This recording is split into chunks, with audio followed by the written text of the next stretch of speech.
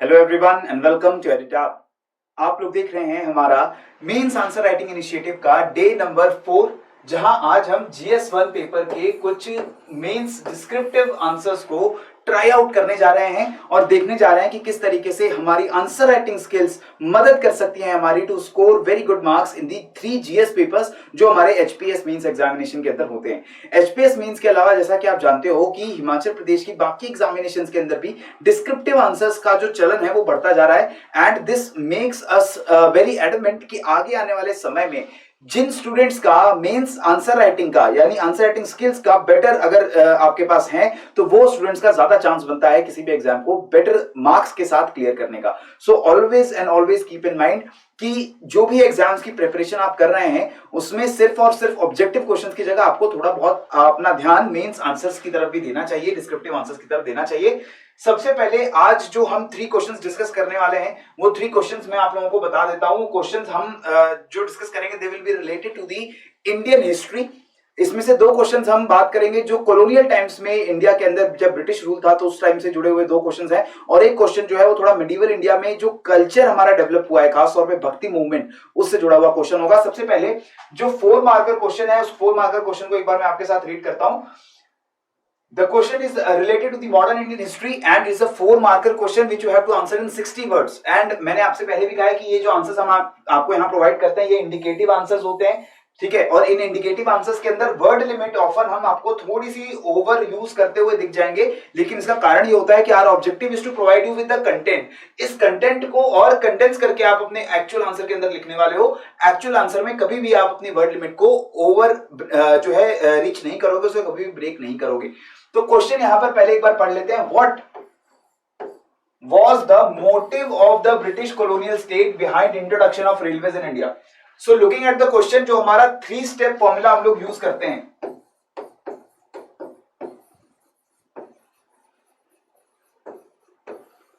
इस 3 step formula में the first step which is related to the question which is being asked, ये हमारा काफी सिंपल हो जाता है। 4 मार्कर क्वेश्चंस के अंदर बहुत सिंपल स्ट्रेट फॉरवर्ड क्वेश्चन है कि मोटिव क्या था रेलवेज को इंट्रोड्यूस करने का बाय द ब्रिटिशर्स, ठीक है।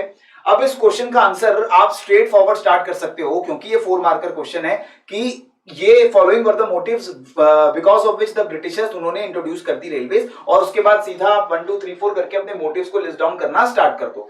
या एक और तरीका क्या हो सकता है, ये तरीका मैं आपको इसलिए बता रहा हूं in order to make sure कि आपको कोई भी आंसर स्टार्ट कैसे किया जा सकता है उसकी आपको थोड़ी सी जो है नॉलेज बढ़ जाए। मैंने यहां पर क्या किया है, मैंने लिख दिया कि देखो कॉलोनियल एडमिनिस्ट्रेटर्स यानी जो ब्रिटिशर्स हैं उस टाइम के ब्रिटिशर्स भी ये तर्क देते थे और आज के समय में भी जो ब्रिटिश हिस्टोरियंस हैं उनका ऐसा मानना होता है कि रेलवेज क्यों लाई गई थी, इसलिए लाई गई थी कि इंडिया के अंदर कॉमर्स यानी ट्रेड जो हो रहा है वो ट्रेड इंडिया का और ज्यादा डेवलप हो जाए, इंडिया का मार्केट यूनिफाई हो जाए। इंडिया का जो मार्केट है बहुत बड़ा देश है इंडिया, तो मार्केट आपस में कनेक्टेड नहीं है अच्छे से और इससे इकोनॉमिक ग्रोथ इंडिया की जो है वो हैम्पर होती है। तो हमें मार्केट्स को यूनिफाई करना है, आपस में लिंक कर देना है, हमें इंडस्ट्रीज की डेवलपमेंट करनी है और सोशल मोबिलिटी बढ़ानी है ताकि जो लोग रिमोट एरियाज में है, बैकवर्ड एरियाज में है, वो रेलवेज को यूज करके शहरों तक पहुंच सके और डेवलप्ड एरियाज तक आ सके और उनकी जो सोशल ग्रोथ है वो भी हो जाए। तो ये कुछ दावे हैं, ये कुछ रीजंस हैं जो ब्रिटिशर्स की तरफ से कोट किए जाते हैं for the introduction of railways. ये पक्ष रखना भी अगर आप देखो तो एक तरीके से जरूरी है क्योंकि क्वेश्चन स्ट्रेट फॉरवर्ड आपसे पूछ रहा है कि मोटिव क्या रहा ब्रिटिश कॉलोनियल स्टेट का।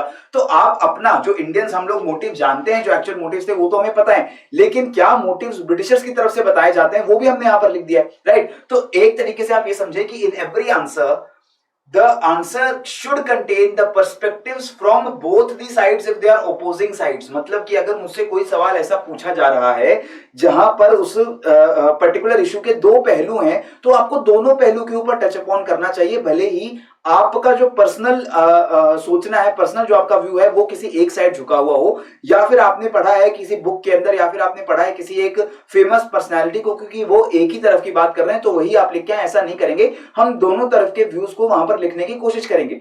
फॉर एग्जाम्पल अभी जैसे इशू चल रहा है that in army this new recruitment scheme, जिसको हम अग्निपथ स्कीम बोल रहे हैं, उसको लाया गया है। अब उसको लेकर के बहुत लोग उसके सही जो पॉजिटिव पॉइंट्स हैं वो गिना रहे हैं, लेकिन उसको लेकर के बहुत सारे लोग नेगेटिव पॉइंट्स भी गिना रहे हैं। अब आप भले ही पर्सनली कुछ भी सोचते हो, इफ क्वेश्चन कम्स कि जो अग्निपथ स्कीम आई है इसके बारे में आप बताइए कि क्या इसके बारे में ये सही स्कीम है या नहीं सही स्कीम है, या ये स्कीम को लाने के पीछे सरकार का क्या मोटिव है, तो वो जो मोटिव है सरकार का जब आप बताओगे तो सिर्फ आप नेगेटिव कॉनोटेशन के साथ नहीं बताओगे, आप पॉजिटिव कॉनोटेशन के साथ भी बताओगे, दोनों पहलू रखोगे। अगर आपसे पूछा जाएगा कि ये जो स्कीम है वो सही है या नहीं है, तो आप दोनों तरफ के व्यू पॉइंट्स रखोगे। क्लियर हो चुका है? तो यहां पर मैंने क्या किया, मैंने ब्रिटिशर्स की बात तो थोड़ी बता दी, लेकिन एक लाइन के अंदर इंट्रोडक्शन मैंने उसे खत्म किया। मैंने कहा लेकिन देखो रियल मोटिव्स क्या थे। रियल मोटिव्स थे ये जो मैंने 5 मोटिव्स यहां पर लिखे हैं, हम ये मोटिव्स पढ़ते हैं अपने जीएस में भी, जनरल स्टडीज के अंदर भी, कि देखो ब्रिटिशर्स का जो इन्वेस्टमेंट है, ब्रिटिशर्स की कैपिटल इन्वेस्टमेंट, उसका एक जरिया बन गया कि रेलवेज बनेंगे इंडिया में, उसके लिए इन्वेस्ट करेंगे पैसा ब्रिटिशर्स, और उसमें जो रिटर्न आएगा वो ब्रिटिश सिटीजन के पास जाएगा, इंडियंस के पास नहीं जाएगा। इसके बाद एक्सट्रैक्शन चैनल की तरह यूज करेंगे इंडिया से रॉ मटेरियल को बाहर निकालने के लिए। कॉटन है, इंडिगो है, आयरन ओर है, कोल है, इसको लेकर जाओगे पोर्ट्स तक और वहां से ब्रिटेन में इसको शिप कर देते। नेक्स्ट, मार्केट होगा ब्रिटेन के कैपिटल गुड्स के लिए। ब्रिटेन की इंडस्ट्रीज में जो रॉ मटेरियल से मशीन्स बनेंगी, इंजन्स बनेंगे, कोचेस बनेंगे, जो रेल की पटरी बनने वाली है, जो रेल लाइंस बिछने वाली है, उसके लिए जो सामान बनेगा वो ब्रिटेन की कंपनी से बनेगा, ब्रिटेन की फैक्ट्री से बनेगा, उससे ब्रिटेन की इनकम बढ़ेगी। नेक्स्ट, लिंकेजेस ओपन हो जाएंगे मार्केट के ब्रिटिशर्स के लिए इंडियन मार्केट के। इसका मतलब क्या हुआ कि ब्रिटिश के अंदर जो गुड्स बन रहे हैं, छोटे छोटे कपड़े, रुमाल से लेकर के खाने की सामग्री तक, वो सारी चीजें आप अब इंडिया के कोने कोने तक पहुंचा सकते हो। इंडिया के अंदर जो इतना बड़ा मार्केट है, इतनी बड़ा जो कंज्यूमर है, वो उसका फायदा उठाएगा। ठीक है। इसके बाद मैकेनिज्म ऑफ एडमिनिस्ट्रेटिव कंट्रोल, कि उन्होंने देख लिया ब्रिटिशर्स ने that Indians if they revolt against the British state, तो जो ब्रिटिश आर्मी है उसको किस तरीके से हम मोबिलाइज करेंगे, उसमें रेलवेज हमारी मदद करेगी, ट्रूप मूवमेंट में मदद करेगी, कम्युनिकेशन को बेटर बनाएगी। राइट। तो ये सारे मोटिव जो है वो मैंने यहाँ पर लिस्ट करके लिख दिए। इसी तरीके से आप एक लाइन का अगर चाहो एंड में कंक्लूजन भी लिख सकते हो, although it is not necessary looking at the demand of the question, लेकिन यहाँ पर अगर आप चाहते हो तो एक लाइन का लिख सकते हो कि देखो इससे हमें पता चल रहा है कि रेलवे जो है वो एक तरीके से कॉलोनियल स्कैम था, जिससे पॉलिटिकल इकोनॉमिक इंटरेस्ट ब्रिटेन के फुलफिल हो रहे थे at the cost of the Indian tax payer. Clear? Next अब क्वेश्चन देखते हैं हमारा, जो क्वेश्चन नंबर सेकंड होने वाला है, which is actually an 8 marker question answered in 120 words. Question again Indian colonial history से जुड़ा हुआ क्वेश्चन है। क्वेश्चन मैंने आपसे पूछा है, write a brief note on Anglo Oriental controversy that happened during the colonial rule in India. HPS mains examination के अंदर ऐसे कई क्वेश्चंस आते हैं जहां पर सीधा आपसे पूछ दिया जाता है राइट अ ब्रीफ नोट और राइट अ शॉर्ट पैरा और right a short note on this particular thing on this particular issue. जब भी आपसे ये कहा जाए कि एक ब्रीफ नोट लिख दो, एक शॉर्ट नोट लिख दो, या मुझे सब कुछ किसी चीज के बारे में बताने के लिए डिस्क्राइब कर दो, तो इसका मतलब क्या होता है, on that particular issue what ever information you have, उसको वर्ड लिमिट के अंदर आपको वहां पर लिख देना है। सही बात, गलत बात, फैक्चुअल इंफॉर्मेशन, जो एजम्पशंस हैं, वो सारी चीजें जो आपके माइंड में है वो ब्रीफ नोट के अंदर आ जानी चाहिए। ठीक है। सबसे पहले ब्रीफ नोट किसके बारे में लिखने को कहा गया है, Anglo Oriental controversy. Right, Anglo Oriental controversy that happened during the colonial rule in India. अब एंग्लो ओरिएंटल कंट्रोवर्सी क्या है ये आपको पता होना चाहिए। This controversy arose in during after the charter act of 1813, जब एजुकेशन इन इंडिया उसको प्रमोट करने की बात आई कि ब्रिटिश एडमिनिस्ट्रेशन एजुकेशन को प्रमोट करेगा इन द इंडियन मासेस, तो क्या तरीका होना चाहिए, किस तरीके से एजुकेशन हमें इंडियंस को देनी चाहिए, इसको लेकर के एक there was a difference in opinion. कुछ section of Britishers and as well as Indian intellectuals, उनका मानना था कि हमें इंग्लिश की नॉलेज देनी चाहिए इंडियन मासेस को, हमें उनको जो ब्रिटिश वैल्यूज हैं, जो वेस्टर्न वैल्यूज हैं, वो वैल्यूज प्रोवाइड करनी चाहिए, हमें इंग्लिश की एजुकेशन देनी चाहिए, वो जरूरी है उनको डेवलप करने के लिए। लेकिन there was an another section of Indian intellectual as well as western thinkers and scholars, जिनका मानना था कि ठीक है उन्हें साइंस की नॉलेज दो, उन्हें जो मैथ्स है उसकी नॉलेज दो, लेकिन जो वहां की लोकल लैंग्वेज और लोकल कल्चर है, जो लोकल लैंग्वेजेस हैं, जिसमें संस्कृत उस टाइम की लैंग्वेज है, पर्शियन उस टाइम पे language which was spoken in the ruling class, ruling Muslim aristocracy, तो इन लैंग्वेजेस को भी, उर्दू को, पर्शियन को और संस्कृत को, हिंदी को, इनको भी हमें प्रमोट करना चाहिए। ठीक है। So this controversy is known as Anglo Oriental controversy. इसके ऊपर आपको शॉर्ट नोट लिखने को बोला गया है, जो मैंने यहाँ पर पूरे बैकग्राउंड के साथ स्टार्ट किया। मैंने सबसे कहा कि देखो चार्टर एक्ट 1813 का जब आ गया था तो उसमें एजुकेशनल पॉलिसी उन्होंने डिफाइन की, लेकिन it was defined in a very broad and ambiguous manner. उसमें फाइन ट्यूनिंग नहीं थी कि किस तरीके से एजुकेशन प्रोवाइड करनी है, बस ये था कि एजुकेशन प्रोवाइड करनी चाहिए, उसके लिए फंड्स हम लोग ये मार्क कर देंगे, ठीक है।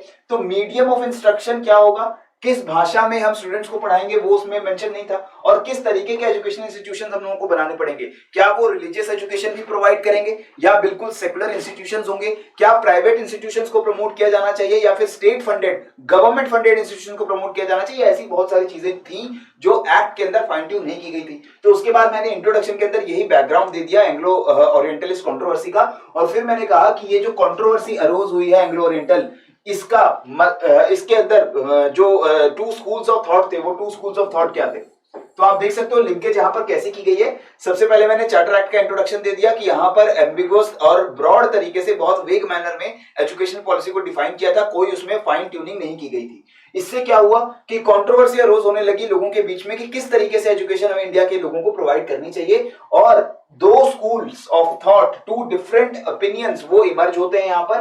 पहला थॉट क्या कहता है, एंग्लिसिस्ट थॉट है पहला, ठीक है। The first school of thought is Anglicist, और ये बोल रहा है कि वेस्टर्न नॉलेज होनी चाहिए, मीडियम ऑफ इंग्लिश लैंग्वेज हमें यूज करनी चाहिए ताकि हम लोगों को इंग्लिश लैंग्वेज के अंदर जो है वैल्यूज हैं, जो इन्फॉर्मेशन है वो बच्चों को पढ़ा सके।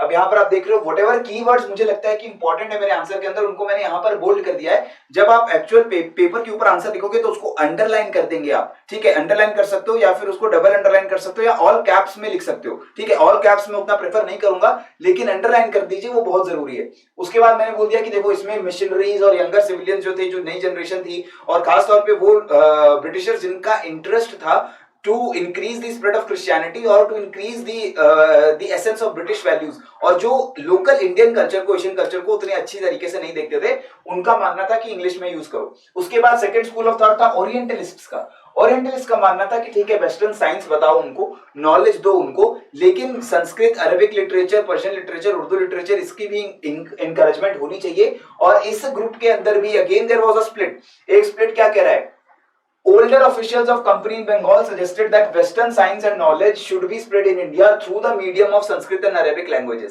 यानी कि जो चीजें हमें इंग्लिश मीडियम में पढ़ाने की बात कर रहे हो वही चीजें लोकल लैंग्वेजेस में पढ़ाओ। लेकिन दूसरा स्कूल क्या कह रहा है कि western science and knowledge should be spread in India through medium of English, कि ये जो वेस्टर्न साइंस एंड नॉलेज है इसको इंग्लिश के थ्रू पढ़ाओ, लेकिन जो यहाँ की लोकल नॉलेज है, यहाँ की जो लोकल लैंग्वेज है उसको भी पढ़ाओ। तो ये अलग अलग तरीके के स्कूल्स आ गए थे। ये सारी इंफॉर्मेशन आपको अपने स्टैटिक सोर्सेज में मिलती है, एनसीईआरटी के अंदर से मिलती है। मैंने यहाँ पर कोलेट करके लिख दिया है, इसको आप लोग अपने आंसर के एक फ्रेमवर्क की तरह यूज कर सकते हो। फाइनली क्या कर दिया हमने, कंक्लूजन दे दिया है। आंसर्स के अंदर कंक्लूजन देना बहुत जरूरी है, खासतौर पर 8 मार्कर और 20 मार्कर्स के अंदर। मैंने बता दिया कि एंग्लिसिस्ट ओरिएंटलिस्ट जो कंट्रोवर्सी थी वो सेटल हो गई। कैसे सेटल हो गई, मैकॉले साहब आ गए, लॉर्ड मैकॉले माइन्यूट आया, उन्होंने बोला कोई ओरिएंटलिस्ट हमें नहीं चाहिए, जो लोकल लैंग्वेजेस है उनको बाद में देख लिया जाएगा, लेकिन स्टेट का जो रिस्पॉन्सिबिलिटी है वो क्या है कि हमें इंस्ट्रक्शन इंग्लिश के अंदर देना पड़ेगा। इंस्ट्रक्शन हम देंगे इंग्लिश लैंग्वेज में, राइट। और स्टेट की तरफ से जो भी कॉलेजेस, यूनिवर्सिटी, स्कूल्स बनेंगे वहां पर हम सिर्फ और सिर्फ इंग्लिश मीडियम के इंस्ट्रक्शन को यूज करने वाले हैं। क्लियर हो गया, आंसर का A to Z यहां पर मैंने आपको बता दिया है। लास्ट क्वेश्चन देखते हैं जो हमारा 20 मार्कर क्वेश्चन आज हम डिस्कस करने जा रहे हैं। This question is again related to the Indian history, particularly the period of Bhakti movement, जहां पर हम कबीर, जो हमारे संत कबीर है उनसे जुड़ा हुआ ये क्वेश्चन है। क्वेश्चन क्या कह रहा है, Kabir was one of the chief exponents of the bhakti movement in the medieval period. ठीक है, पहला जो क्वेश्चन का लाइन है, it is a particular statement कि कबीर जो है बहुत इंपॉर्टेंट फंक्शनल रोल रखते हैं हमारे भक्ति मूवमेंट में। Discuss the relevance of the teachings of Kabir in recent times. Now these types of questions, they are not very easy to answer, क्योंकि क्वेश्चन को एक बार पढ़ने में आपको क्या लगता है कि कबीर के बारे में पूछा जा रहा है, कबीर के बारे में जो भी इंफॉर्मेशन है, कब पैदा हुए, कहां पैदा हुए, क्या करते थे, क्या उनकी फिलॉसफी थी, ये सारी चीजें मैं लिख दूं। क्वेश्चन वो नहीं है, क्वेश्चन थोड़ा सा ज्यादा पेचीदा है, थोड़ा ज्यादा कॉम्प्लेक्स है। क्वेश्चन आपसे क्या कह रहा है, दैट कबीर की टीचिंग्स है, वो टीचिंग्स आज के समय में किस तरीके से रेलेवेंट है, रिसेंट टाइम्स में how are they relevant, right. So first of all you must know the teachings of Kabir. Kabir का बैकग्राउंड आपको पता होना चाहिए, कबीर की टीचिंग्स आपको पता होनी चाहिए, कबीर की फिलॉसफी आपको पता होनी चाहिए, और फिर आपको एग्जांपल्स देने पड़ेंगे, आर्गुमेंट्स देने पड़ेंगे इन ऑर्डर टू शो कि वो सारी जो टीचिंग्स और फिलॉसफी है वो आज के समय में भी रेलेवेंट हो रही है। कैसे आंसर है आप स्टार्ट कर सकते हो, 20 मार्क का आंसर है तो obviously you will have to use 400 words. सबसे पहले मैंने कहा कि इंट्रोडक्शन मैंने एक नॉर्मल सा इंट्रोडक्शन यहाँ पर लिख दिया है कि जो कल्चरल हिस्ट्री है मेडिवल इंडिया की, वो एक तरीके से साइलेंट रेवोल्यूशन था जहां भारत की सोसाइटी के अंदर बहुत सारे सोशल रिलीजियस रिफॉर्मर्स आए हैं, राइट। उन सभी सोशल रिलीजियस रिफॉर्मर्स के दौरान का जो मूवमेंट है, इस पूरे मूवमेंट को हम क्या कह देते हैं, भक्ति मूवमेंट। तो एक तरीके से मैंने भक्ति मूवमेंट का कॉन्टेक्स्ट दे दिया यहाँ पर। फिर मैंने कबीर जी से स्ट्रेट फॉरवर्ड स्टार्ट कर दिया कि इसी पीरियड के अंदर 15th सेंचुरी में this was Indian mystic poet and saint Kabir Das. उनकी राइटिंग ने हिंदुइज्म के भक्ति मूवमेंट को भी इंस्पायर किया है। वो बोथ हिंदुइज्म और इस्लाम के क्रिटिकल थे। क्रिटिकल होने का मतलब क्या है कि जो चीजें उन्हें गलत लगती थी, इवल लगती थी in any of the religion, in any of the community, वो उसको क्रिटिसाइज करते थे और वो कहते थे कि the former is misguided by the Vedas, Hinduism is misguided by the Vedas and questioning their meaningless rites of initiation such as sacred thread and circumcision, कि जो ऐसे सुपरस्टिशियस प्रैक्टिसेस उनको लगती थी ये उनको क्रिटिसाइज करते थे। और सेम ही सेज फॉर इस्लाम कि इस्लाम के अंदर भी जो टीचिंग्स हैं वो टीचिंग्स कुरान के अंदर जो है they are misguiding Muslims, right. And then Guru Granth Sahib के अंदर मैंने यहाँ पर लिख दिया कि इनकी फेमस राइटिंग जो है दोहाज और कपलेट्स, वो गुरु ग्रंथ साहिब के अंदर भी जो है इंक्लूड की गई है। कबीर के बहुत सारे दोहा हम आज भी पढ़ते हैं। तो ये जो पूरी चीज मैंने लिखी है, this is basically not a part of the answer, the crux. जो क्वेश्चन के अंदर इंफॉर्मेशन मांगी गई है वो इंफॉर्मेशन यहां से आ रही है, वो यहां से स्टार्ट हो रही है। यहां पर मैं सिर्फ कबीर का बैकग्राउंड दे रहा हूं, भक्ति मूवमेंट का बैकग्राउंड दे रहा हूं। And it is important to start your question in such a manner. अगर 20 नंबर का क्वेश्चन है तो क्रक्स के ऊपर कितना कंटेंट आपके पास रहेगा, कितनी कबीर की टीचिंग्स और फिलॉसफी आपको याद रहेंगी। तो थोड़ा सा कबीर जी के बारे में, थोड़ा सा भक्ति मूवमेंट के बारे में आप यहाँ पर लिख सकते हो। थोड़ा सा उनकी जो फिलॉसफी है कि वो रिलीजन को उतना ज्यादा पेडेस्टल पे नहीं रखते थे, क्रिटिसाइज करते थे, रिफॉर्म करने की बात करते थे, वो सारी चीज मैंने यहाँ पर लिख दी है, राइट। फिर एक एक करके आई एम सेइंग दैट की teachings and their relevance in recent times. पहली पॉइंट टीचिंग, उसके बाद relevance, teaching relevance, teaching relevance. ये तरीका होना चाहिए, ये स्ट्रक्चर होना चाहिए आपके इस आंसर का, क्योंकि एग्जामिनर का काम आसान करना है। एग्जामिनर को एक साथ टीचिंग्स बता के उसके बाद रेलेवेंस बता सकते हो, बिल्कुल बता सकते हो, लेकिन एग्जामिनर को मेहनत क्यों करवाए हैं। मैंने क्या किया है, टीचिंग लिख दी है, उसी टीचिंग के नीचे मैंने रेलेवेंस लिख दिया कि ये टीचिंग किस तरीके से हमारी आज के समय में रेलेवेंट हो जाती है। तो फर्स्ट ऑफ ऑल टीचिंग है कि उन्होंने बोला हिंदू मुस्लिम्स के बीच में हार्मनी रहनी चाहिए, कोई एनिमोसिटी नहीं रहनी चाहिए, वननेस होना चाहिए, right. Pots of the same clay हैं, एक ही मिट्टी के बने हुए बर्तन हैं। तो इसका रिलेवेंस मैंने बता दिया कि आज के जमाने में हम देख रहे हैं रिलीजियस कोएग्जिस्टेंस एंड टॉलरेंस, वो बहुत सारे हमारे रिलीजियस इश्यूज को सॉल्व करने में मदद कर सकती है। जो रिसेंट टाइम्स में we can see the friction between the two communities are at an all time high, right. इसके बाद कबीर ने बोला कि गॉड को एक सैल्वेशन के मेजर की तरह हमें यूज करना चाहिए, उनको हमें आवर ओन लिबरेशन उसके तौर पे देखना चाहिए, ना कि कुछ प्रैक्टिसेस, ना कि कुछ रिचुअल्स के तौर पे हमें देखना चाहिए। और गॉड को बहाना बना के तो आपस में बिल्कुल जो हमें लड़ना नहीं चाहिए। हमें क्रुएल्टी, डिसऑनेस्टी, हिपोक्रेसी, इन सभी चीजों से दूर रहना चाहिए, लव फॉर ऑल होना चाहिए। अगेन ये सारी जो वर्च्यूज हैं, ये सारे जो टीचिंग्स है, उसका रेलेवेंस मैंने नीचे लिख दिया है, ठीक है। और रेलेवेंस के अंदर मैं कर क्या रहा हूं, मैं आज के जमाने के कुछ एग्जांपल्स दे दूंगा, आज के जमाने में मैं कुछ इंसिडेंसेस बता दूंगा, या मैं कुछ आज के जमाने के सिनेरियो को कोट करते हुए बोल दूंगा कि ये टीचिंग्स कैसे हमारी आज के समय में मदद करेंगे, राइट। फिर कबीर ने सोशल इक्वालिटी की बात की है, जो डिस्क्रिमिनेशन हो रहा है on the basis of caste और रेस और जेंडर और सेक्स, वो सारी चीजों को वो अपोज करते हैं। तो अगेन मैं कह रहा हूं कि आज के जमाने में कास्टिज्म और डिस्क्रिमिनेशन को अगर टैकल करना है तो कबीर के जो टीचिंग्स हैं they can also come in handy. And Kabir preach people to be compassionate towards other living beings. तो यहां पर हमने रेलेवेंस दे दिया वाइल्ड लाइफ प्रोटेक्शन का, एनवायरमेंटल प्रोटेक्शन का, जिसकी आज के समय में बहुत ज्यादा जरूरत है। फिर Kabir was opposed to the worship of stone images, idol worship वो नहीं मानते थे, और वर्शिप ऑफ डिफरेंट गॉड्स भी वो कहते थे कि इसका भी कोई फायदा नहीं है, there is only one God, और वो गॉड जो है उसकी कोई इमेज नहीं है, एंड कोई सेरेमनीज, कोई रिचुअल्स जो है वो रिलीजन के अंदर नहीं होने चाहिए। और ये हम सुपरस्टिशन को अवॉइड करने के लिए आज यूज कर सकते हैं कि there are various godman. Example दे सकते हो कि इंडिया के अंदर ये हमने देखा पिछले रिसेंट टाइम्स में, देयर आर वेरियस गॉडमैन जो अपने आप को बाबा, मौलवी, साधु कुछ कहते हैं, but they are caught in very illegal practices, very immoral practices. तो वो चीज भी हमें यहाँ से आज के समय में रेलेवेंट मिलती है, that people should not be finding there God in someone else but inside themselves. उसके बाद reacting to the authority of the Vedas and Quran, Kabir put emphasis on the inner virtues of man। तो जैसे मैंने कहा खुद की virtues पे ध्यान होना चाहिए, खुद को बेटर करने पे ध्यान होना चाहिए, खुद अच्छी चीजें करने पे ध्यान होना चाहिए। और यही सारी चीजें हमारे कॉन्स्टिट्यूशन में भी मेंशन है कि यूनिवर्सल ह्यूमन राइट्स क्या होते हैं, और हमारी जो फंडामेंटल ड्यूटीज है वो भी हमें इसी तरफ गाइड करने की बात करती है। तो मैंने यहाँ पर अपना लीगल एंगल भी ला दिया है। और फाइनली कुछ मैंने कबीर के कुछ और टीचिंग्स है उनको मैंने यहाँ पर मेंशन कर दिया in order to make my answer worthy of 20 marks, right. So this is how I have answered the main crux of the question in this particular body part. उसके बाद मैं बात करता हूँ कि संत Kabir he continues to inspire people। ये conclusion मैंने लिखा है just for the sake of it कि 500 साल उनके जाने के बाद भी still we are remembering him, still we remember his teachings and philosophy and we can use that in today's times in order to solve a lot of problems जो आज के समय में हमें देखने को मिल रही है, राइट। मैं चाहूंगा कि आप सभी लोग इन तीनों क्वेश्चंस को एक बार खुद भी जरूर अटेम्प्ट करें और देखें कि किस तरीके से इन तीनों क्वेश्चंस के आंसर आप खुद लिख सकते हैं, और इवैल्यूएट उसको करने की कोशिश करें कि क्या आपने सभी जो चेक मार्क्स हैं उनको टिक किया है उन आंसर्स को लिखते वक्त या नहीं। और इसी तरीके से हम आपके साथ ये मेंस आंसर राइटिंग सीरीज लगातार कंटिन्यू करते रहेंगे। आई होप आप हमारे साथ जुड़े रहेंगे और अपनी मेंस आंसर राइटिंग प्रैक्टिस को भी लगातार आप कंसिस्टेंट रखेंगे। इसके साथ इस सेशन में मुझे दीजिए इजाजत। पढ़ते रहिए, बढ़ते रहिए। जय हिंद एंड जय भारत।